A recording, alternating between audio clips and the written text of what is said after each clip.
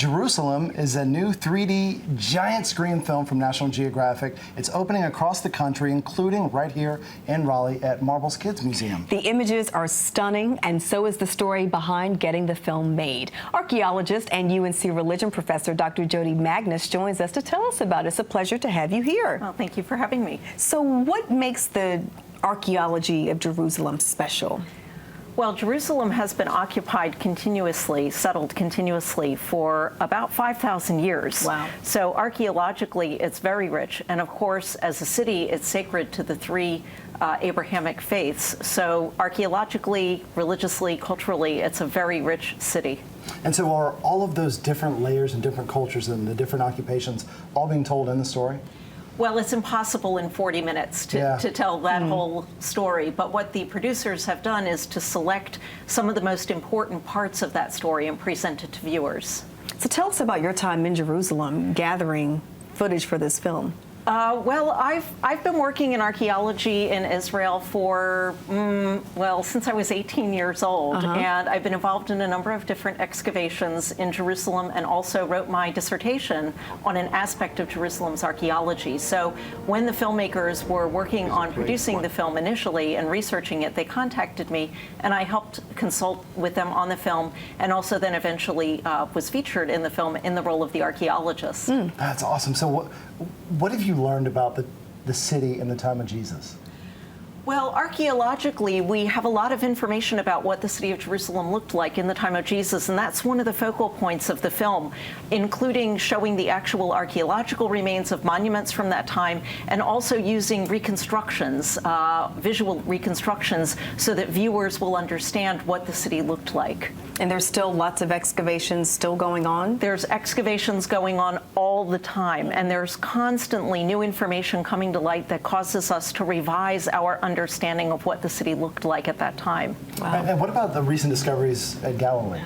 Yes, well, I've been directing excavations in Galilee for the last 3 summers at a site that is an ancient Jewish village from the time of Jesus.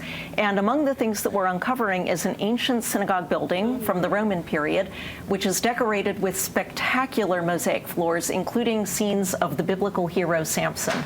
Wow. What does that feel like when you first see that? It's actually unbelievable. It's amazing. It really is. It's man. impossible to describe what that feeling is like. And I've been taking UNC students with me on the project, so they've been able to experience this as well. That's pretty incredible. Yeah. Have you found anything that really surprised you that you are a scholar, you know a lot? Did you learn anything that really made you go, wow?